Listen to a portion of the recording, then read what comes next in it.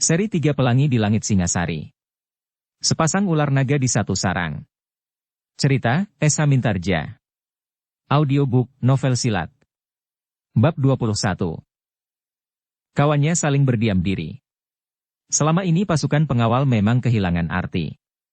Mereka tidak berhasil menyelamatkan Sri Rajasa pada zaman pemerintahannya. Mereka pun kemudian tidak berhasil melindungi Anusapati. Seharusnya pasukan pengawal yang bertugas untuk menjaga dan melindungi Maharaja Singasari. Tetapi dua orang Maharaja telah terbunuh. Dan sekarang, pasukan pengawal Singasari itu pun tampaknya tidak meyakinkan. Pelayan dalam itu berkata di dalam hati masing-masing. Tetapi mereka tidak dapat berbuat apa-apa. Mereka pun prajurit-prajurit yang khusus yang mendapat tugas langsung di dalam istana. Mereka adalah prajurit-prajurit yang lebih dekat kepada Maharaja pada masa pemerintahan siapapun juga. Tetapi di luar istana, mereka hampir tidak dapat berbuat apa-apa. Seperti anggota pasukan pengawal, maka pelayan dalam pun adalah prajurit-prajurit terpilih. Mereka memiliki kelebihan dari prajurit-prajurit kebanyakan karena tugas mereka yang khusus. Dalam pada itu, sebaliknya anggota pasukan pengawal yang melintas, dan melihat sekelompok pelayan dalam duduk bercakap-cakap itu pun membicarakannya pula. Seorang yang bertubuh tinggi berkata kepada kawannya, "Apakah sebenarnya mereka lakukan di dalam masa yang penuh teka-teki ini? Duduk berkelompok, makan, minum, dan saling berebutan jika Tuanku Tohjaya memberikan sesuatu. Bahkan sisa makannya sekalipun. Ah, kau terlampau berprasangka. Mereka mempunyai tugasnya sendiri," sahut kawannya yang agak pendek tetapi berdada bidang. "Aku tahu. Tetapi mereka pun bertanggung jawab atas keselamatan Singasari dan Tuanku Tohjaya. Apakah kau ingat, saat meninggalnya Sri Rajasa di bagian belakang bangsalnya? Sebenarnya yang harus mengetahui persoalannya adalah pelayan dalam. Mereka bertugas di dalam bangsal-bangsal istana. Sedang kami bertugas di luar, di pintu gerbang dan di sudut istana ini." Kawannya tidak menyahut. Tetapi kepalanya terangguk-angguk kecil. Bahkan ia masih sempat berpaling dan melihat pelayan dalam itu masih saja duduk di tempatnya. Prajurit itu menarik nafas dalam-dalam. Pelayan dalam yang juga bersenjata itu memang mempunyai persoalan yang khusus dan kewajiban yang khusus. Demikianlah, keduanya pun saling berdiam diri sambil berjalan menuju ke gardu tempat mereka bertugas. Namun masih terasa berapa ketegangan rasanya semakin mencengkam bukan saja halaman istana, tetapi seluruh Singasari. "Gila," desis salah seorang pengawal itu tiba-tiba. Seorang atau dua orang yang menyebut dirinya Kesatria Putih ternyata mampu menggoncangkan Singasari. Kawannya tidak menyahut lagi. Ketika mereka sampai di gardu maka mereka pun segera melaporkan pengamatan mereka selama mereka nganglang. Kemudian setelah itu, keduanya duduk tanpa berbicara lagi. Tetapi rasa-rasanya angan-angan merekalah yang nganglang mengelilingi seluruh daerah Singasari dan melihat kekacauan yang timbul di mana-mana. Jika Kesatria Putih yang dahulu menumbuhkan ketenangan dan perlindungan, maka yang sekarang sebaliknya. Bagi pengikut-pengikut Tohjaya, tiba-tiba sesuatu terdengar di dasar hati prajurit-prajurit itu. Tetapi mereka sebenarnya juga pelindung dan menumbuhkan ketegangan di hati rakyat kebanyakan. Prajurit-prajurit itu mengerutkan keningnya. Dan sebuah pertanyaan yang lain telah timbul. Kenapa sikap rakyat berbeda dengan para pengikut Tohjaya? Ada sepercik pengakuan bahwa sebenarnya Tohjaya tidak berakar di hati rakyat Singasari. Namun demikian adalah suatu kenyataan bahwa Tohjaya duduk di atas tahta setelah berhasil membunuh Anusapati. Demikianlah maka para pengawal itu meronda dengan persoalan di hati masing-masing. Bahkan hampir di setiap hati prajurit Singasari. Meskipun bentuknya berbeda-beda, tetapi persoalannya hampir serupa. Kecurigaan di antara para prajurit itu rasa-rasanya memang semakin meningkat. Tetapi mereka masih tetap membatasi persoalannya, karena mereka sama sekali tidak dapat menemukan bukti-bukti apapun bahwa keduanya harus saling mencurigai. Semalam suntuk para peronda hampir tidak dapat memejamkan matanya meskipun bergantian seperti malam-malam yang lewat. Setiap saat mereka dibayangi oleh kehadiran orang berkerudung putih dengan tiba-tiba, dan yang dengan tiba-tiba pula lenyap seperti hantu. Tetapi sampai menjelang pagi hari, malam itu para prajurit tidak menjumpai orang berkerudung putih. Di pagi hari, maka para pengawal yang sedang bertugas itu pun bergantian pergi ke sungai. Mereka membersihkan diri dan bahkan ada yang mandi agar tubuh mereka merasa menjadi segar. Dalam pada itu, selagi mereka sedang sibuk dengan diri masing-masing, maka terdengar seorang prajurit berteriak tertahan. Sebuah perkelahian pendek terjadi beberapa langkah dari mereka yang sedang mandi. Dalam keremangan pagi, para prajurit yang sedang mandi itu pun melihat kedua orang prajurit yang sedang bertempur itu. Tetapi tidak terlampau lama, karena yang seorang dari mereka pun segera terkulai di tanah. Ketika yang lain berlari-lari mendekatinya dengan ragu-ragu, maka yang seorang telah hilang di dalam gerumbul-gerumbul liar di tepi sungai itu. Betapa prajurit yang pertama-tama mencapainya itu terkejut ketika ia melihat bahwa yang terkulai di tanah itu adalah kawannya sendiri. Dengan jantung berdebaran prajurit itu mencoba mengangkat kepala kawannya yang sudah menjadi sangat lemah itu. Orang sinelir, desis prajurit yang telah menjadi sangat lemah itu. Ketika kawannya yang lain mendekatinya, maka prajurit itu sudah tidak dapat bertahan lagi. Nafasnya menjadi sendat, dan akhirnya ia pun kehilangan nyawanya. Tetapi suaranya telah didengar. Yang membunuhnya adalah orang sinelir. Gila, teriak prajurit dari pasukan pengawal yang terdiri dari golongan rajasa itu. Orang-orang itu memang gila, teriak yang lain. Apakah mereka mengira bahwa pasukan pelayan dalam cukup mampu melawan pasukan pengawal? Berdebaran prajurit itu mencoba mengangkat kepala kawannya yang sudah menjadi sangat lemah itu. Prajurit-prajurit yang ada di tepian itu pun kemudian segera berkemas. Dengan kemarahan yang tertahan di dalam dada, mereka pun membawa kawannya yang terbunuh itu kembali ke tempat mereka bertugas. Kedatangan prajurit-prajurit yang membawa seorang kawannya yang mati terbunuh dengan luka senjata di dadanya itu telah menggemparkan. Berita itu segera menjalar ke telinga setiap prajurit dari pasukan pengawal. Apakah artinya ini, seorang senapati yang bertugas dan bertanggung jawab di malam itu pun dengan wajah merah pada menyaksikan mayat yang terbujur di gardu peronda? Seorang dari pasukan pelayan dalam, desis seorang prajurit. Kau yakin? Senapati itu hampir berteriak. Ya. Yang terbunuh itu sendiri menyebutnya sebelum ia menghembuskan nafasnya yang terakhir. Wajah senapati itu bagaikan menyala. Tetapi ia masih mencoba menahan diri sebagai seorang senapati. Ia tidak boleh bertindak tergesa-gesa sehingga dengan demikian akan dapat menimbulkan persoalan yang lebih rumit. Aku akan melaporkannya kepada Panglima agar Panglima pelayan dalam dapat mengambil tindakan terhadap anak buahnya. Kita kepung barak orang sinelir, teriak prajurit yang masih muda. Betapapun senapati itu menjadi marah, tetapi ia berkata, jangan bertindak sendiri. Aku akan menyelesaikan persoalan ini lewat jalur yang seharusnya. Mungkin persoalannya adalah persoalan pribadi sehingga tidak sepantasnya kita ikut mencampurinya secara beramai-ramai. Prajuritnya terdiam sejenak. Mereka saling berpandangan. Kata-kata senapatinya itu memang dapat diterima. Jika persoalannya adalah persoalan pribadi, maka tidak sepantasnya jika yang lain pun ikut pula di dalam persoalan itu.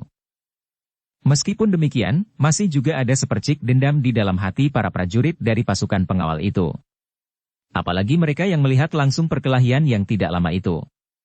Mereka melihat, meskipun tidak dari permulaan sekali namun mereka dapat mengambil kesimpulan bahwa pelayan dalam itu menyerang dengan tiba-tiba sehingga prajurit yang terbunuh itu sama sekali tidak sempat mempertahankan diri.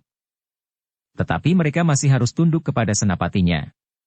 Betapapun juga mereka masih bersedia menunggu apakah yang harus mereka lakukan.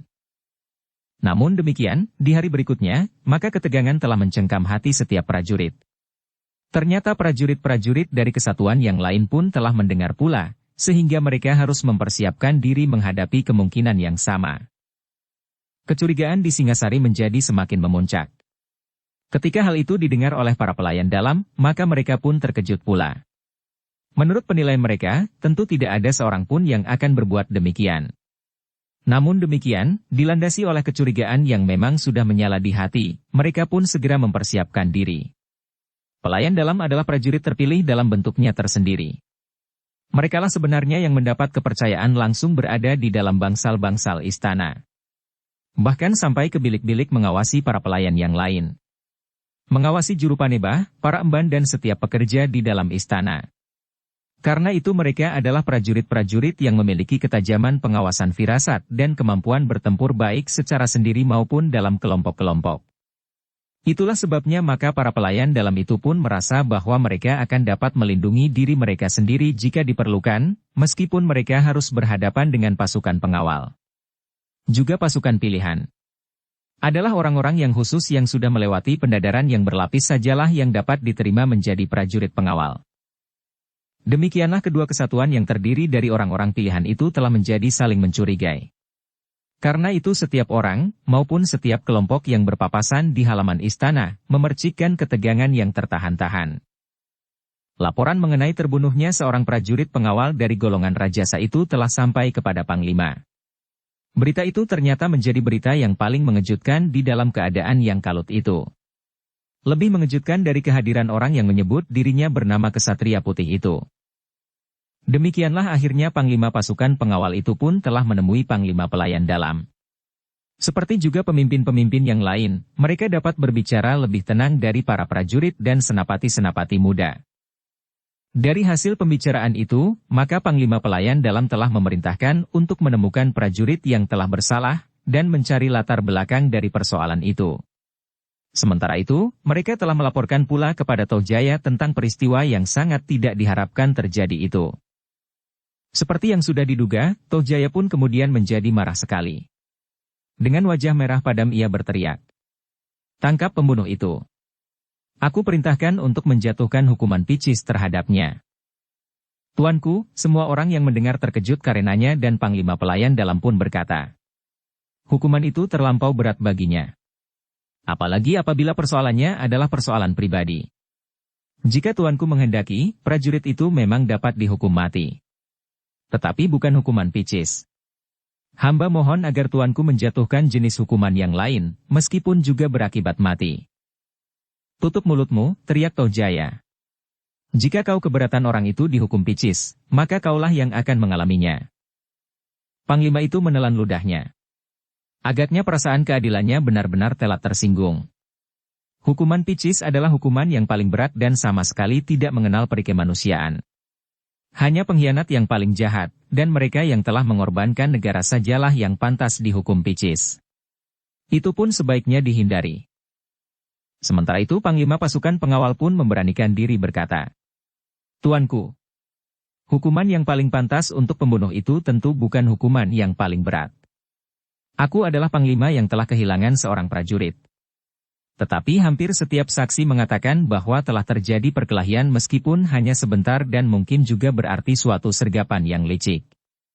Tetapi jika tuanku sependapat dengan hamba, hukuman pancung adalah hukuman yang paling tepat baginya. Hukuman yang mengerikan, tetapi tidak menimbulkan siksaan yang teramat pedih bagi yang menjalaninya. Tidak. Tidak. Jika orang itu tertangkap, aku menghendakinya dihukum picis. Ia harus diikat di perempatan yang paling ramai. Setiap orang yang lewat harus menyayat kulitnya dan menaburinya dengan garam yang sudah dilumatkan dan memercikkan air asam dan jeruk pada luka itu. Biarkan ia terikat dan hidup sampai 3 hari 3 malam. Di hari terakhir biarkan ia mati di terik panas matahari." Para panglima dan perwira yang mendengar keputusan Tuanku Tohjaya itu menarik nafas dalam-dalam. Rasa-rasanya mereka tidak akan dapat lagi melunakkan hati yang sudah membatu itu. "Apakah yang membuatnya menjadi begitu keras hati?" bertanya setiap orang yang ada di ruangan itu. Para prajurit memang sudah mengerti bahwa Tohjaya adalah seorang yang keras hati. Ia adalah orang yang sulit diketahui jalan pikirannya. Bahwa ibundanya terlampau memanjakannya, adalah kesalahan yang paling menentukan. Tetapi akhir-akhir ini hatinya serasa menjadi semakin keras sekeras batu hitam. Selagi para prajurit itu termangu, maka Tohjaya pun kemudian berteriak, "Cepat, apakah yang kalian tunggu?" Prajurit-prajurit itu terkejut. Mereka saling berpandangan. Mereka tidak tahu, apakah yang dimaksud oleh Tohjaya. "Pergi, cepat cari orang itu, dan ikat di perempatan." Barulah para panglima dan senapati itu menyadari perintah yang mengerikan itu. Demikianlah maka para prajurit itu pun meninggalkan Tohjaya di bangsalnya. Para pemimpin pemerintahan yang masih tinggal, menundukkan kepalanya dalam-dalam. Tidak seorang pun yang berani mengangkat wajahnya, apalagi memandang wajah Tohjaya yang bagaikan membara. Tetapi para pemimpin itu pun tidak terlalu lama tinggal di bangsal itu, karena mereka pun segera diusir pula oleh Tohjaya. Sejak saat itu, Tohjaya menjadi semakin bingung. Ia memperkuat penjagaan bangsalnya semakin kuat. Bukan saja para prajurit pengawal yang dipercayanya saja menjaga bangsalnya, tetapi Tohjaya telah memerintahkan seorang senapati kepercayaannya untuk menarik sepasukan prajurit dari pasukan tempur untuk berada di sekitar bangsalnya pula. Panglima dari pasukan tempur itu tidak dapat berbuat apa-apa, ia hanya dapat memberitahukan kepada panglima pasukan pengawal dan pelayan dalam, bahwa sepasukan prajuritnya telah ditarik masuk ke halaman istana. Bukan atas kehendaknya, tetapi atas perintah Tohjaya. Maka kecurigaan di kalangan para prajurit pun menjadi semakin meluas. Ternyata Tohjaya sudah tidak percaya lagi kepada pasukan pengawal dan pelayan dalam, sehingga ia telah menarik pasukan yang lain ke dalam lingkungan istana. Pasukan yang sebenarnya mempunyai kewajiban tersendiri. Tetapi karena perintah itu langsung keluar dari mulut Tohjaya, Maharaja Singasari, maka tidak seorang pun yang dapat menolaknya. Dengan demikian maka selain kaum Rajasa dan Sinelir, di halaman istana telah berjaga-jaga pula pasukan Tamtama yang terbiasa hidup di medan perang.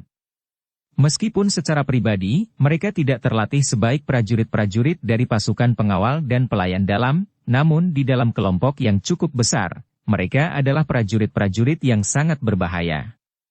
Senjata mereka hampir membeku melihat luka yang silang menyilang di tubuh lawannya.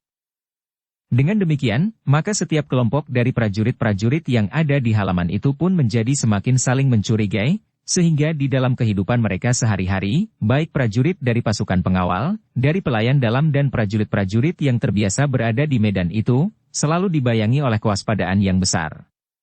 Tidak seorang pun dari mereka yang pernah terpisah dari senjata dan bahkan setiap kelompok yang bertugas di halaman itu, tidak pernah membiarkan kelompok mereka terpisah tanpa saling berjanji untuk saling memberikan isyarat jika diperlukan sesuai dengan persetujuan masing-masing. Pasukan pengawal yang merasa dirinya paling berhak untuk menjaga keamanan di halaman, tidak pernah membiarkan tugasnya diambil oleh pasukan yang lain. Meskipun di halaman itu bertebaran prajurit-prajurit Tamtama, namun setiap saat sekelompok pasukan pengawal masih selalu meronda berkeliling. Tetapi mereka tidak lagi meronda berdua setiap kali, tetapi kelompok mereka menjadi 5 orang. Kebencian para prajurit dari pasukan pengawal kepada orang Sinelir rasa-rasanya masih menyala di dada, maka mereka tidak senang sekali melihat sikap para prajurit yang biasa hidup di medan perang itu berada di halaman tanpa menghiraukan tata cara. Sementara itu, orang-orang Sinelir yang merasa menjadi sasaran dendam orang-orang Rajasa pun selalu bersiaga sepenuhnya. Bahkan kini mereka rasa-rasanya dihadapkan pula pada sekelompok pasukan yang lain, yang tidak mengenal Subasita. Kita harus bertindak tegas, berkata seorang senapati dari pelayan dalam. Baik para pengawal maupun prajurit-prajurit liar itu, tidak boleh memasuki pakiwan bagi para kesatria dan apalagi para puteri. Itu adalah kewajiban kita. Jika mereka memaksa, maka kita harus bertindak. Kita adalah prajurit-prajurit yang membawa senjata pula. Para prajurit yang mendengar perintah itu pun menjadi semakin mantap akan tugas mereka. Mereka sama sekali tidak takut menghadapi apapun juga di dalam menjalankan tugas. Jika orang-orang Rajasa itu masih tetap mendendam, maka kita harus menanggapinya, berkata seorang pelayan dalam yang berjambang segenggam. Kawan-kawannya hanya mengangguk-angguk saja. Tetapi mereka harus tetap menjunjung tinggi panji-panji pasukan masing-masing. Dengan demikian, maka kecurigaan, kebencian dan dendam rasa-rasanya semakin menyala di halaman istana Singasari. Dan itu adalah gambaran dari Singasari keseluruhan. Prajurit-prajurit yang ditarik dari luar istana, dan merasa mereka adalah petugas-petugas yang langsung ditempatkan oleh Maharaja Singasari pun merasa diri mereka berkuasa. Itulah sebabnya maka kadang-kadang mereka berbuat sesuka hati tanpa menghiraukan batas-batas kekuasaan dari kesatuan yang lain. Dalam pada itu, Lembu Ampal pun tidak berhenti sampai pada batas itu. Ia masih ingin melanjutkan rencananya, ia ingin memanfaatkan keadaan yang sedang panas itu. Apalagi yang akan kau kerjakan Lembu Ampal, bertanya Mahendra. Seperti rencana semula, berkata Lembu Ampal.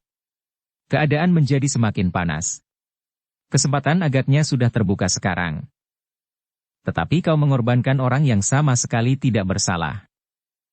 Mereka adalah prajurit. Setiap prajurit seharusnya sudah memperhitungkan kemungkinan untuk mati tertusuk senjata. Bukan hanya sekedar untuk menengadahkan kepalanya karena kedudukannya itu. Karena itu, maka jika justru akulah yang kemudian mati terbunuh dalam rencanaku, aku pun tidak menyesal karena aku pun seorang prajurit. Mahendra menarik nafas dalam-dalam. Ia memang melihat bahwa agaknya rencana Lembu Ampal akan berhasil.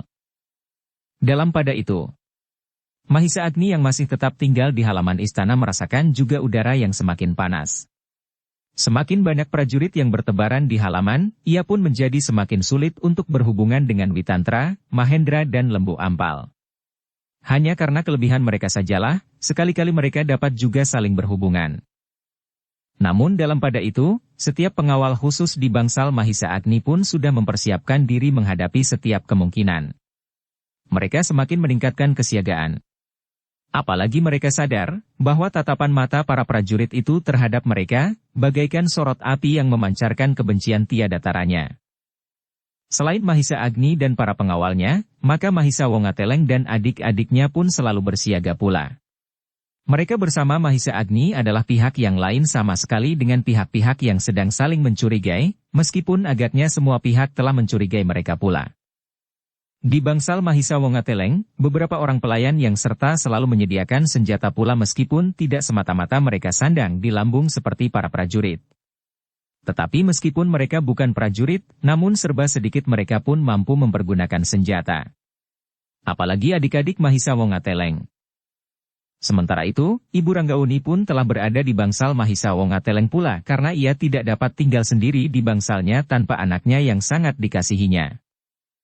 Tetapi Mahisa Wongateleng telah saling berjanji dengan Mahisa Agni. Jika terjadi sesuatu, maka mereka akan saling memberikan isyarat. Meskipun jumlah mereka tidak terlampau banyak, tetapi mereka tidak akan menyediakan diri untuk pasrah begitu saja tanpa memberikan perlawanan. Dalam pada itu, Lembu Ampal pun berjalan terus dengan rencananya. Seperti yang sudah diaturnya sebaik-baiknya, maka Lembu Ampal berusaha untuk dapat melakukan rencananya di dalam istana.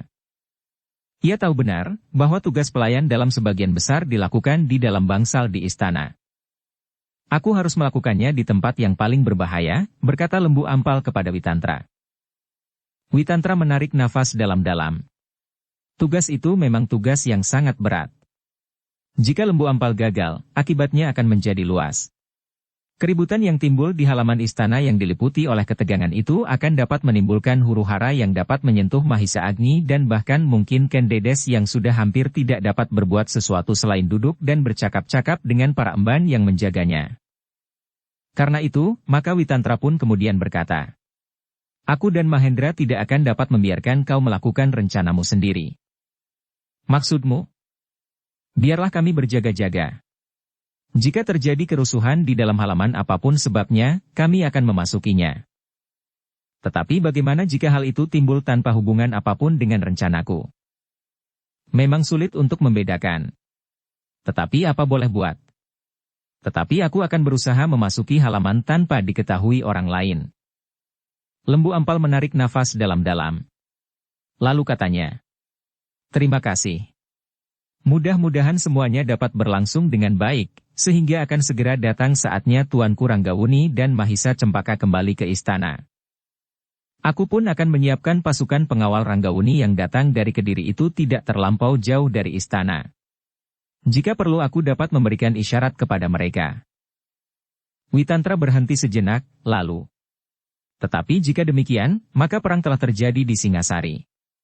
Sedang golongan Rajasa dan Sinelir akan bersatu untuk melawan kita semua."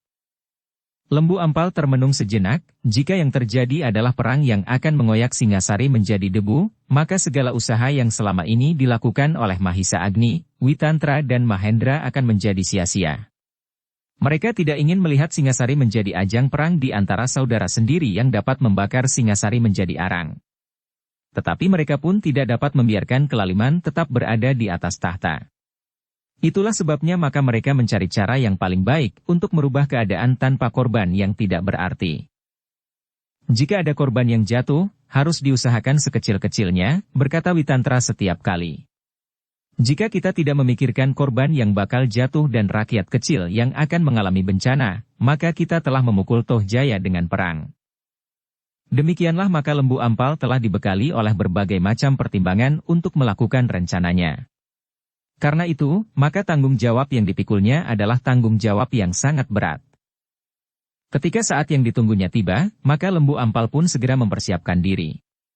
Di malam yang kelam, dengan sangat berhati-hati Lembu Ampal berusaha memasuki halaman istana Singasari. Tetapi bukan hanya Lembu Ampal seorang diri, ternyata bahwa Witantra dan Mahendra pun telah ikut pula memasuki istana. Ternyata bahwa halaman istana Singasari itu mendapat pengawasan yang luar biasa ketatnya. Hampir di setiap tempat terdapat prajurit. Di gerbang-gerbang bangsal dan gerbang pertamanan, di regol-regol halaman dan di tempat-tempat yang penting. Pasukan pengawal tetap berada di tempatnya. Sedang di dalam bangsal-bangsal yang bertebaran di halaman, di bangsal perbendaharaan, dan di langkang air, prajurit dari Kesatuan Pelayan Dalam selalu bersiaga menghadapi setiap kemungkinan yang bakal terjadi. Sedang hampir di setiap tempat, prajurit-prajurit tempur yang merasa dirinya mendapat tugas langsung dari Tohjaya pun merasa bertanggung jawab terhadap keadaan seluruhnya di dalam halaman itu. Karena itu, maka Lembu Ampal harus berhati-hati sekali. Setiap langkah ia akan berpapasan dengan prajurit peronda dari pasukan yang berbeda. Bukan main, berkata Lembu Ampal di dalam hatinya. Benar-benar suatu pameran kekuatan atau pameran ketakutan. Tetapi Lembu Ampal sama sekali tidak berniat untuk mengurungkan niatnya. Bahkan dengan keberanian yang luar biasa Lembu Ampal sempat memberikan isyarat kepada Mahisa Agni. Ketika terdengar angkup berdesah bagaikan desah perawan yang ditinggal kekasih, Mahisa Agni sadar bahwa suara itu adalah suara isyarat yang ternyata dari iramanya yang ajek seperti yang sudah saling mereka setujui. Mereka ada di halaman, berkata Mahisa Agni di dalam hatinya. Karena itulah maka Mahisa Agni pun kemudian menyiapkan dirinya menghadapi segala kemungkinan yang dapat terjadi. Ia menyadari bahwa Lembu Ampal telah menyusun rencana tertentu yang akan dilaksanakannya untuk mengusir Tohjaya dari kedudukannya. Mahisa Agni yang menyadari keadaan sepenuhnya itu pun segera memberitahukan kepada para pengawalnya yang ada di bangsalnya. Meskipun jumlah mereka tidak seimbang sama sekali dibandingkan dengan prajurit yang bertebaran di halaman istana, namun tenaga para pengawal terpilih yang hanya sedikit itu bersama dengan Mahisa Agni dan beberapa orang yang telah mengirimkan isyarat itu, ditambah dengan Mahisa Wongateleng bersama adik-adik dan pelayan-pelayan yang setia, akan merupakan kekuatan yang harus diperhitungkan oleh prajurit-prajurit yang ada di halaman itu. Para pengawal yang sudah berbaring di atas tikar yang dibentangkan di ruang dalam itu pun segera terbangun. Mereka membenahi pakaian mereka, dan menggantungkan senjata di lambung. Sedang di leher mereka masih tetap tersangkut sehelai kain berwarna putih sebagai pertanda kesediaan mereka untuk berkorban demi kesetiaan mereka terhadap keyakinan mereka. Dalam pada itu, Lembu Ampal yang yakin bahwa Mahisa Agni telah mendengar isyaratnya itu pun segera merayap semakin dalam. Ia merangkak di balik gerumbul-gerumbul perdu dan kadang-kadang harus bersembunyi di antara dedaunan di pertamanan, jika beberapa orang prajurit kebetulan lewat. Aku harus menemukan kesempatan itu, ia berkata di dalam hati. Namun kesediaan Witantra dan Mahendra untuk berada di halaman istana itu, menambah kemantapannya untuk melakukan tugasnya. Sementara itu, para prajurit yang berjaga-berjaga di halaman istana dan dicengkam oleh ketegangan itu merasakan betapa malam menjadi sangat sepi dan lengang. Namun, kadang-kadang naluri keprajuritan mereka merasakan bahwa malam yang sepi itu bagaikan mengandung gejolak yang tersembunyi, yang setiap saat dapat meledak dengan dahsyatnya. Tetapi, para prajurit itu tidak tahu dari manakah sumber ledakan itu. Kecurigaan mereka yang semakin menyala di dalam setiap hati membuat mereka selalu bersiaga. Mereka selalu berada di dalam kelompok-kelompok yang siap menghadapi segala kemungkinan yang dapat terjadi. Dalam suasana yang demikian itulah, Lembu Ampal ingin melaksanakan rencananya yang telah matang. Untuk beberapa saat lamanya Lembu Ampal menunggu kesempatan dengan bersembunyi di balik gerumbul perdu. Sekali-kali ia menebarkan pandangan matanya ke segenap arah. Tetapi ia tidak dapat melihat Witantra maupun Mahendra. Aku tidak tahu di manakah keduanya berada. Tetapi aku yakin bahwa keduanya telah berada di dalam halaman ini pula, berkata Lembu Ampal di dalam hatinya. Dalam pada itu, malam pun menjadi semakin malam. Di langit bintang gemilang telah bergeser ke barat dan angin yang dingin berhembus perlahan-lahan. Para prajurit yang berada di halaman istana itu pun merasakan betapa malam menjadi sangat dingin. Karena ternyata tidak ada tanda-tanda yang memberi petunjuk bahwa sesuatu akan terjadi, maka para prajurit itu pun tidak lagi merasa diburu oleh ketegangan. Mereka merasa bahwa mereka telah dicengkam oleh kecemasan sehingga mereka seakan-akan merasa berada di ujung bahaya. "Kita terpengaruh oleh keadaan," berkata seorang prajurit kepada kawannya. "Rasa-rasanya jantungku berdetak semakin cepat. Namun agaknya, tidak akan terjadi sesuatu." "Macammu," desis kawannya yang lain. "Kau selalu gelisah dan bahkan kadang-kadang kau telah menarik pedangmu tanpa sebab." "Sore tadi. Tetapi kemudian aku menyadari bahwa tidak akan terjadi apa-apa. Biasanya malam memang sesepi ini. Tetapi kali ini kita sendirilah yang membuat malam seakan-akan menjadi sangat garang di dalam kesepiannya." Kawannya tidak menjawab. Dipandanginya kawannya yang lain yang bertugas di regol. Lalu katanya, "Biarlah mereka bertugas. Kita mendapat kesempatan untuk tidur saat ini. Jika kita tidak tidur sekarang, maka kita akan segera menggantikan tugas mereka. Dan itu adalah alamat bahwa semalam suntuk kita tidak akan tidur." Kau bicara berkepanjangan. Bagaimana mungkin aku dapat tidur? Tidak seorang pun yang menjawab. Prajurit-prajurit itu mencoba untuk dapat tidur barang sejenak, sebelum mereka menggantikan tugas kawan-kawannya di regol. Demikian pula prajurit-prajurit dari kesatuan yang lain. Perlahan-lahan mereka kehilangan kesiagaan karena mereka tidak menjumpai peristiwa apapun. Apalagi semakin malam maka seakan-akan halaman itu menjadi semakin tenang. Tetapi kesepian yang justru semakin memuncak kadang-kadang terasa meremang di tengkuk. Lembu Ampal dari persembunyiannya pun melihat bahwa kesibukan para prajurit itu pun semakin lama menjadi semakin surut. Bahkan kemudian beberapa orang di antara mereka sudah menjadi acuh tidak acuh lagi. Agaknya para prajurit dari kesatuan-kesatuan yang lain pun demikian pula keadaannya. Para pengawal yang berjaga-jaga di bangsal dan para pelayan dalam yang ada di dalam bangsal dan longkangan-longkangan sudah tidak lagi bersiap-siap dalam keadaan yang tegang. Lembu Ampal yang bersembunyi di balik pohon-pohon perdu itu pun merasa bahwa saatnya sudah menjadi semakin dekat. Karena itu, ia pun segera mempersiapkan diri. Ia harus menemukan seorang dari golongan sinelir. Ketika halaman itu menjadi semakin lengang, maka Lembu Ampal pun merayap lebih dalam lagi. Bahkan ia pun kemudian mendekati bangsal yang berada di lingkungan halaman yang seakan-akan terpisah dari yang lain. Bangsal yang dihuni oleh Ken Umang.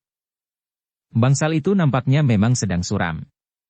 Tidak lagi nampak kegembiraan yang berlebih-lebihan seperti beberapa saat sebelumnya, justru ketika Toh Jaya belum menjadi seorang maharaja.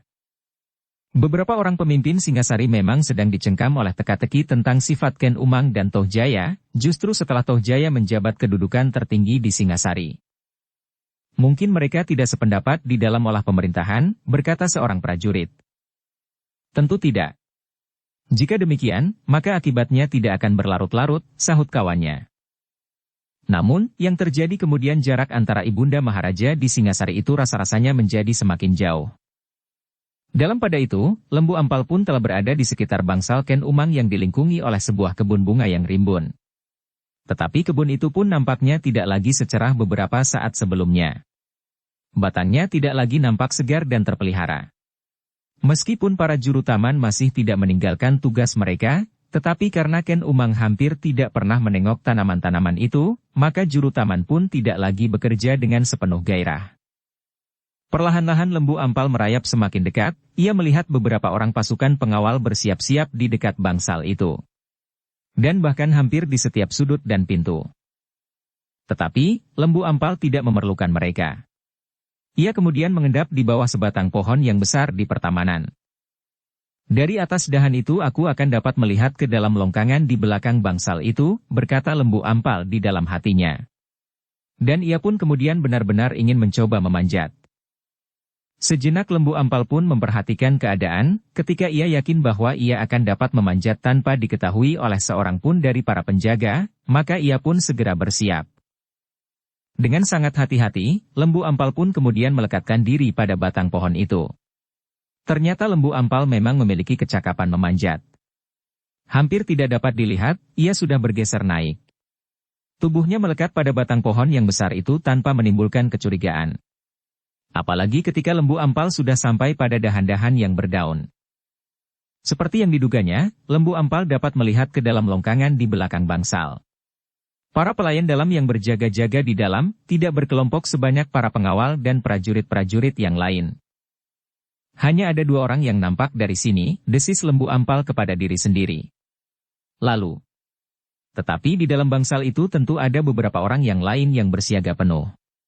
Jika ada sesuatu yang mencurigakan maka salah seorang dari pelayan dalam itu dapat memberikan isyarat dan mereka pun akan segera bersiaga sepenuhnya. Karena itu lembu ampal harus berpikir sejenak. Ia harus dapat bertindak tanpa menimbulkan keributan agar ia tidak terjebak di dalam istana dan tidak dapat meloncat keluar. Beberapa saat lamanya lembu ampal bagaikan melekat pada sebatang dahan. Namun ia pun kemudian merayap seperti seekor cicak maju mendekati dinding longkangan. Dengan kewaspadaan yang tinggi, lembu ampal kemudian berusaha untuk turun perlahan-lahan dan ketika tidak seorang pun yang kebetulan berada di dekatnya, maka ia pun segera meloncat dan menelungkup datar pada dinding. 2 orang prajurit pengawal di regol tidak melihatnya sama sekali. Demikian juga prajurit-prajurit pengawal yang ada di gardu. Demikian juga yang berada di sudut luar dinding. Beberapa saat lamanya lembu ampal mematung. 2 pelayan dalam yang ada di longkangan pun seakan-akan tidak menghiraukan apapun yang ada di sekitarnya. Mereka duduk di tangga serambi menghadap ke longkangan yang kosong dan sepi. Pada suatu saat yang seorang dari keduanya tentu akan pergi meskipun hanya beberapa langkah. Jika keduanya terpisah, maka akan datang saatnya aku bertindak, supaya aku tidak harus membunuh keduanya. Dengan sabar lembu ampal menunggu. Sekali-kali ia menengadahkan kepalanya melihat bintang-bintang di langit. Tetapi agaknya ia tidak terlampau tergesa-gesa. Ternyata akhirnya yang diharapkannya itu datang. Yang seorang, yang agaknya sudah jemu duduk berdiam diri, segera berdiri sambil menggeliat. Kantuk ini selalu mengganggu, desisnya. Kau mau kemana? Bertanya yang seorang. Berjalan-jalan mengelilingi longkangan daripada kantuk. Di luar dinding ini prajurit-prajurit dari kesatuan pengawal sedang berjaga-jaga juga. Sedang di halaman berkeliaran prajurit dari pasukan tempur yang ditarik masuk ke dalam istana ini. Dan di sini kita bersiap menghadapi segala kemungkinan. Kawannya yang sudah berdiri itu tertawa. Katanya, jika terjadi sesuatu, maka yang pertama-tama akan hancur adalah istana ini. Jika pecah keributan di antara pasukan yang ada di dalam istana, maka bangsal-bangsal tentu akan hancur. Meskipun mungkin pelayan dalam jumlahnya paling sedikit, tetapi kita tidak akan dapat dianggap paling lemah. Yang lain pun tertawa pula. Tetapi orang itu tidak menjawabnya. Dengan tergesa-gesa ia menutup mulutnya yang sedang menguap dengan telapak tangannya. Setan, desisnya. Aku pun menjadi kantuk sekali. Tidak pernah aku dihinggapi perasaan seperti ini. Sebentar lagi akan datang giliran orang lain, kawannya itu terdiam sejenak, lalu. Biarlah aku melihat, apakah yang berjaga-jaga di serambi samping juga diganggu oleh perasaan seperti ini. Kemana kau? Ke serambi sebelah. Hanya 5 langkah dari sudut itu. Cepat kembali, jika kau terlampau lama, kantukku tentu tidak dapat aku tahankan lagi, karena tidak ada kawanku berbicara sama sekali. Baiklah. Mudah-mudahan para penjaga di serambi yang lain pun tidak menjadi kantuk pula. Pelayan dalam yang seorang itu pun kemudian pergi ke serambi samping. Lembu ampal seolah-olah mendapat kesempatan untuk melakukan rencananya. Tetapi ia harus cepat bertindak, jika ia terlambat, dan pelayan dalam yang seorang itu kembali dan melihat apa yang terjadi, maka ia tentu akan sempat melontarkan isyarat. Halaman ini akan menjadi kacau dan para penjaga pun akan segera bersiaga dan mengepung halaman ini rapat-rapat. Bukan saja ia tidak dapat keluar halaman, tetapi tentu juga Witantra dan Mahendra. Sudah barang tentu keduanya tidak akan menyerahkan dirinya tanpa perlawanan. Sedangkan perlawanan berarti perang apabila Witantra melepaskan isyarat bagi para pengawal yang datang dari Kediri dan yang sudah dipersiapkan sebaik-baiknya oleh Witantra di batas kota. Karena itu, lembu ampal harus melaksanakan tugasnya dengan cermat, hati-hati dan sekaligus berhasil. Tugasnya kali ini bukannya tugas yang dapat diulang 2 kali. Sejenak lembu ampal masih menunggu. Ketika pelayan dalam yang seorang lagi sudah tidak nampak, maka mulailah ia beringsut sedikit. Sebagai bekas seorang prajurit Lembu Ampal mengetahui bahwa di bangsal itu tentu terdapat sekelompok pelayan dalam yang tugasnya terpencar. Hampir di setiap ruangan terdapat 1 atau 2 orang di dalam keadaan yang panas ini. Sedang di ruang yang khusus akan terdapat pelayan dalam yang sedang tidak bertugas. Mereka biasanya tertidur nyenyak sebelum saat bertugas bagi mereka datang. Yang satu ini terpaksa dikorbankan, berkata Lembu Ampal di dalam hatinya. Sejenak kemudian, setelah ia mempersiapkan diri untuk tugas yang berat itu, Lembu Ampal pun tiba-tiba saja meloncat ke dalam longkangan. Pelayan dalam itu terkejut. Dengan gerak naluriah ia meloncat berdiri. Tetapi ia tidak sempat berbuat apa-apa. Ketika ia menyadari keadaan, maka perutnya telah tertembus oleh keris Lembu Ampal. "Maaf Kisanak," terdengar Lembu Ampal berdesis. "Aku terpaksa melakukan untuk suatu tujuan yang lebih besar. Tetapi jangan menganggap dirimu tidak bersalah, karena kau adalah salah seorang pendukung Tuanku Tohjaya yang kini memiliki tahta yang sebenarnya bukan haknya, dan yang direbutnya dengan mengorbankan jiwa Tuanku Anusapati." Tetapi pelayan dalam itu sudah tidak dapat menjawab. Bahkan pendengarannya sudah tidak utuh lagi. Lembu Ampal pun kemudian melepaskannya. Tetapi pelayan dalam itu sudah tidak mampu lagi untuk tetap berdiri. Sehingga ia pun kemudian jatuh menelungkup dengan darah yang bagaikan menyembur dari lukanya. Lembu Ampal merenungi mayat itu sejenak. Kemudian dilepasnya sehelai kain yang dibawanya dan sebuah ikat pinggang. Dilemparkannya ikat pinggang itu beberapa langkah dari mayat yang sudah terkapar di tanah itu, dan kemudian di dekat dinding kainnya pun ditinggalkannya pula. Sejenak kemudian maka Lembu Ampal itu pun meninggalkan halaman bangsal itu. Ketika Lembu Ampal kemudian hilang di dalam kegelapan maka terdengarlah suara burung kedasih yang ngelangut. Suara burung yang melontar dari mulut Lembu Ampal. Dengan suara itu, ia memberi isyarat kepada Witantra, Mahendra dan Mahisa Agni, bahwa ia telah berhasil melakukan tugasnya. Isyarat yang memang sudah disepakati sebelumnya. Dengan demikian, maka hampir bersamaan waktunya, Lembu Ampal, Witantra dan Mahendra pun dengan sangat hati-hati telah meloncat keluar dinding halaman istana. Mereka berjanji untuk bertemu di tempat yang telah mereka tentukan bersama sambil menunggu perkembangan keadaan. Sesaat ketika mereka telah bertemu, maka Lembu Ampal pun segera menceritakan apa yang telah dilakukannya. Witantra menarik nafas dalam-dalam, sedang Mahendra duduk tepekur sambil mengangguk-angguk. "Mudah-mudahan korban berikutnya dapat dibatasi sekecil-kecilnya," berkata Witantra. "Menurut perhitunganku, jalan ini adalah jalan yang paling sedikit menuntut korban." Witantra memandang Lembu Ampal sejenak.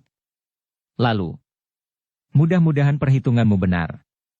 Tetapi jika malam ini orang-orang Sinelir tidak dapat menahan diri dan terjadi benturan senjata dengan golongan Rajasa, maka keadaan akan menjadi kacau. Tentu akan terjadi perang segitiga di halaman istana. Orang-orang Sinelir, orang Rajasa dan para prajurit yang ditarik masuk ke halaman istana atas perintah Tuanku Tohjaya." Lembu Ampal mengusap keringatnya. Keadaan yang demikian memang dapat terjadi. Tetapi bagi Lembu Ampal, itu agaknya lebih baik daripada jika mereka justru bersatu. Namun Lembu Ampal tidak mengatakannya. "Kita akan menunggu perkembangan yang terjadi," berkata Mahendra. Lembu Ampal dan Witantra mengangguk kecil. Dalam pada itu, malam pun menjadi semakin dalam. Pelayan dalam yang pergi ke serambi sebelah menemukan 2 orang kawannya sedang duduk di serambi. Agaknya keduanya dicengkam oleh suasana yang terasa asing sehingga keduanya selalu bersiaga dengan senjata mereka. Dan bahkan sesuai dengan kegelisahan itu, mereka berdua duduk pada jarak yang agak berjauhan dengan senjata telanjang di tangan. "Kalian nampak gelisah," berkata pelayan dalam yang datang melihat keadaan kedua kawannya itu. "Bukan gelisah, tetapi bersiaga. Rasa-rasanya ada sesuatu yang kurang pada tempatnya. Kami berdua di serambi sebelah merasa kantuk sekali. Karena itulah maka aku datang kemari. Sekedar menghilangkan perasaan kantuk, karena petugas yang akan menggantikan kami masih akan datang nanti."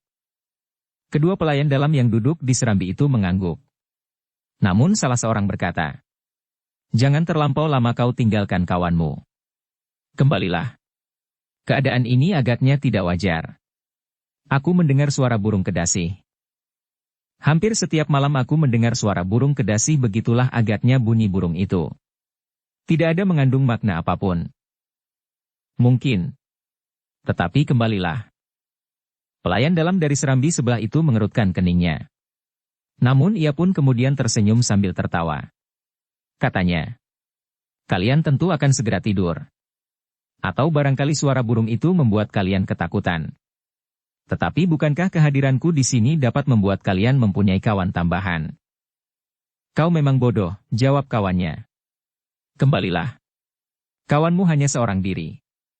Jika kau tinggalkan ia terlalu lama, maka ialah yang akan ketakutan oleh bunyi burung kedasi itu. Kawanku adalah seorang prajurit yang tangguh. Ia tidak ketakutan mendengar suara apapun. Suara harimau atau suara garuda sekalipun. Kedua pelayan dalam yang bertugas di serambi itu tidak menyahut lagi. Tetapi mereka juga tidak mengacuhkan lagi kawannya yang masih berada di penjagaannya itu. Baiklah, berkata pelayan dalam yang datang dari serambi sebelah.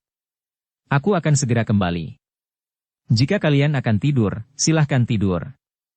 Tetapi jika pelayan dalam yang akan menggantikan kalian datang, dan kalian masih tidur nyenyak, maka besok kalian akan dipecat. Kedua kawannya sama sekali tidak menyahut. Dibiarkannya saja pelayan dalam itu berbicara sambil melangkah pergi. Ketika ia kembali ke tempatnya, ia menjadi heran bahwa kawannya sudah tidak ada di tempatnya lagi. Sejenak ia mengamati keadaan di sekelilingnya.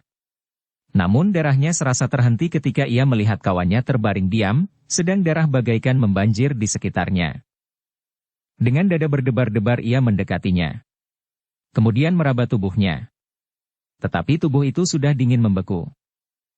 Pelayan dalam itu hampir kehilangan akal. Sekilas terdengar suara kawannya terngiang. Aku mendengar suara burung kedasi. Dengan serta-merta pelayan dalam itu pun segera berlari.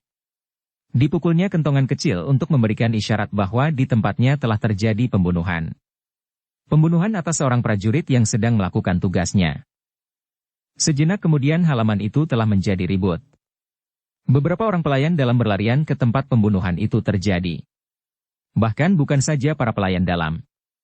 Tetapi para prajurit dari pasukan yang lain pun menjadi terkejut dan segera mempersiapkan diri menghadapi segala kemungkinan. Tetapi justru dalam keadaan bahaya, mereka saling menjaga diri untuk tidak saling melintasi kekuasaan masing-masing. Karena itulah, maka yang kemudian berada di longkangan belakang adalah para pelayan dalam dengan senjata telanjang di tangan. Sedang para pengawal pun telah bersiaga di depan regol bangsal dan bahkan di depan setiap pintu gerbang. Beberapa orang di antara mereka segera memencar menutup segala lubang yang dapat ditembus oleh seseorang untuk keluar dari halaman. Karena itu, maka hampir di setiap jengkal di dinding halaman istana itu mendapat pengawasan yang ketat.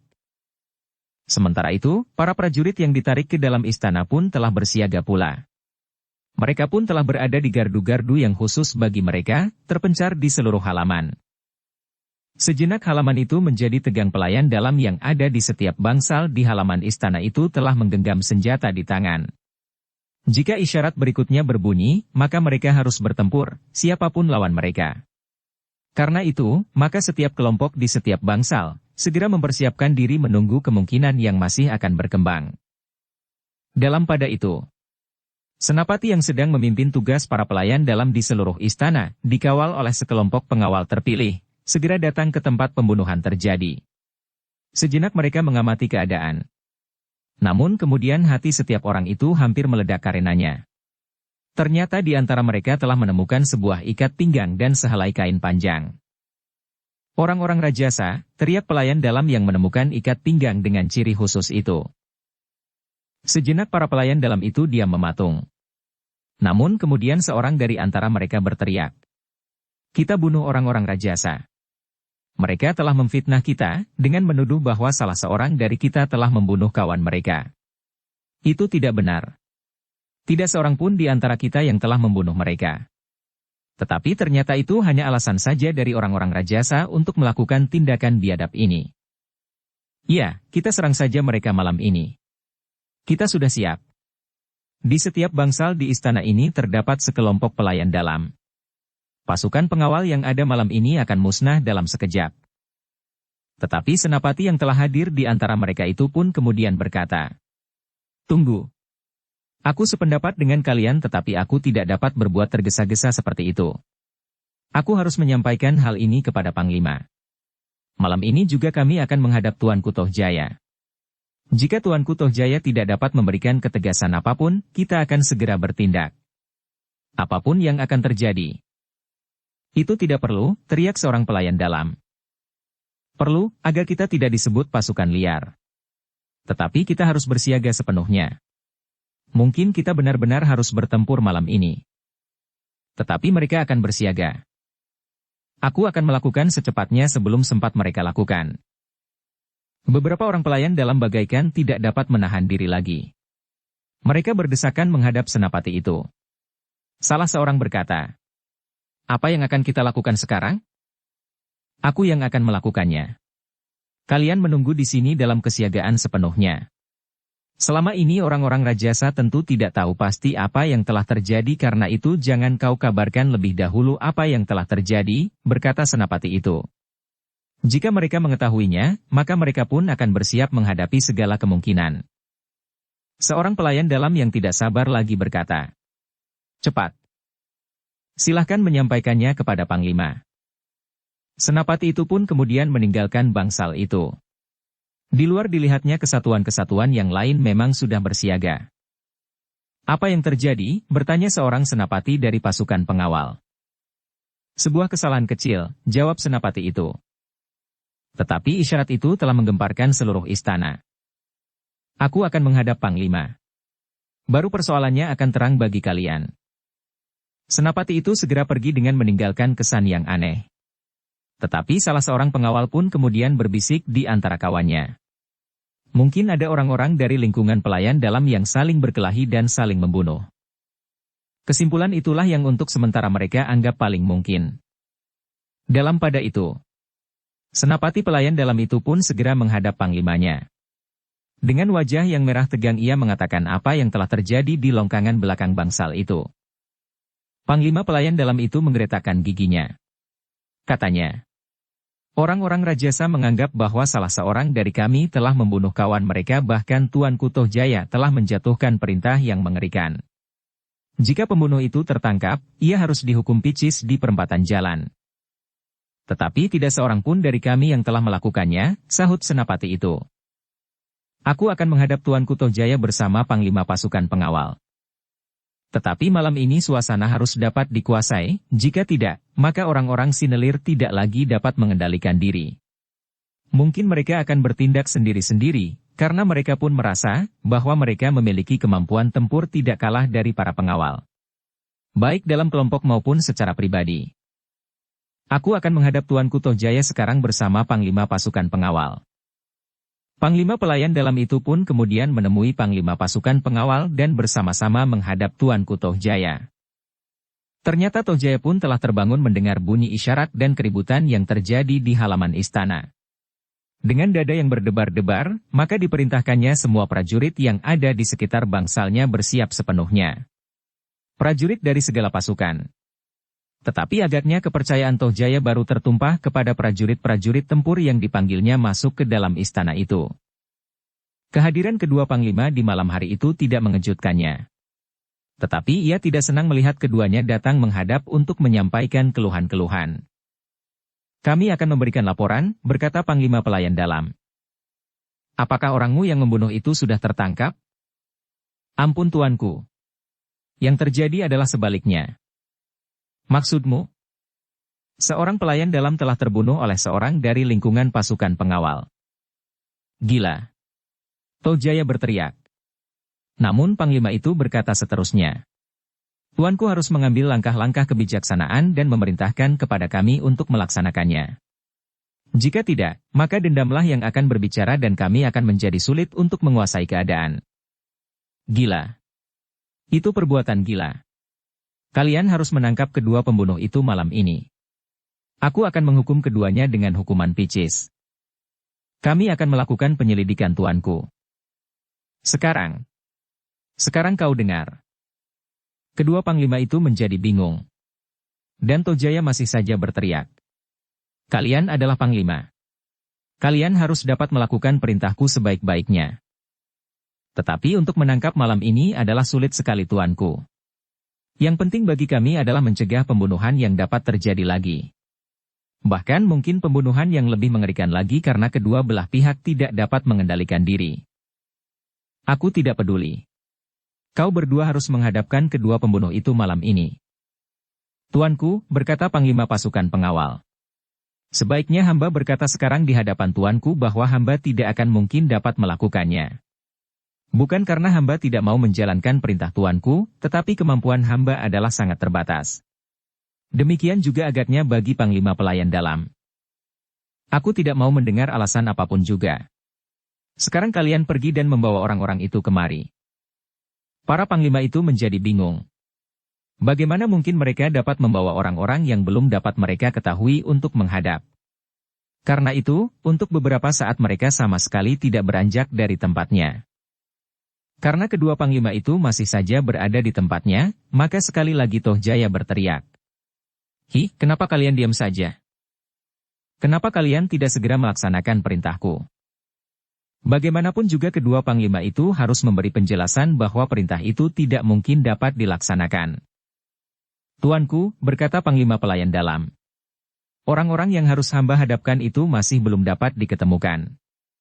Hamba dan para senapati masih harus mencari siapakah yang bersalah dan yang harus menerima hukuman itu. Aku tidak peduli, aku tidak peduli. Toh Jaya berteriak semakin keras. Ampun tuanku. Panglima Pasukan Pengawal itulah yang kemudian berkata.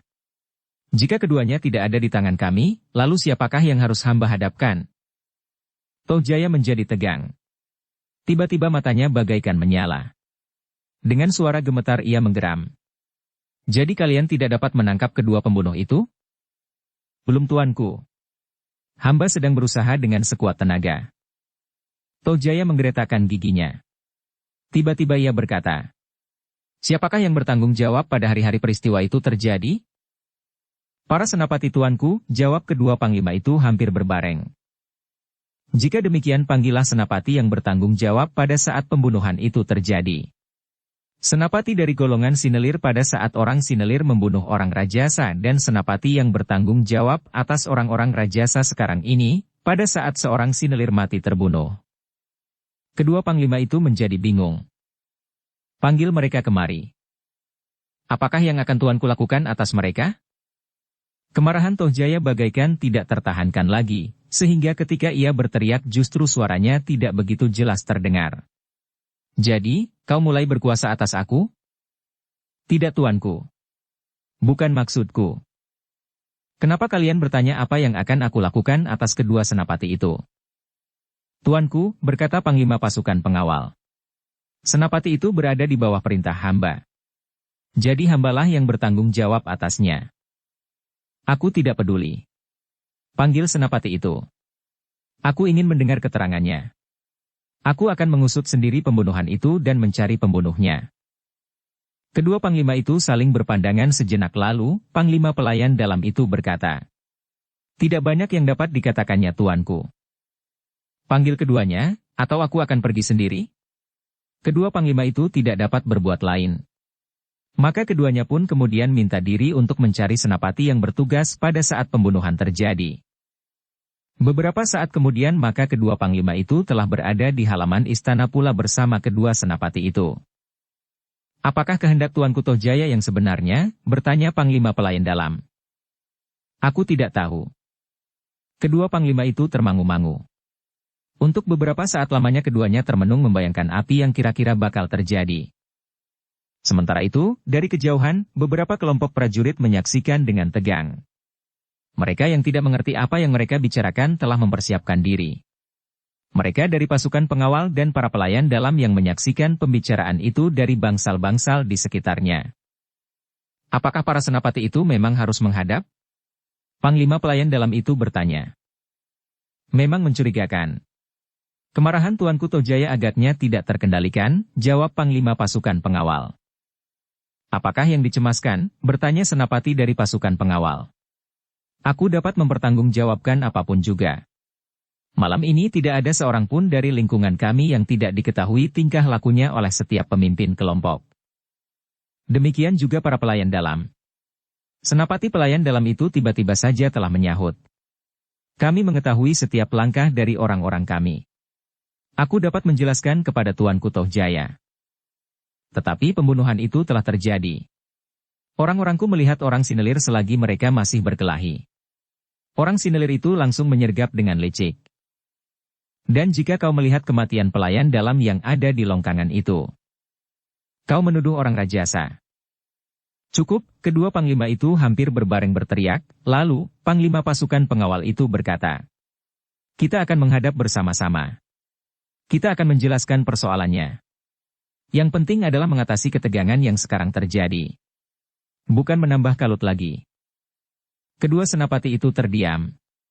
Tetapi dari kedua pasang mata itu masih membara dendam sampai ke pusat jantung. Demikianlah maka kedua panglima itu pun akhirnya memutuskan untuk membawa para senapati menghadap. Apalagi karena kedua senapati itu agaknya masih selalu dibayangi oleh dendam dan kebencian. Bersambung ke bab 22. Dukung kami dengan subscribe, follow, like, komen dan share. Terima kasih.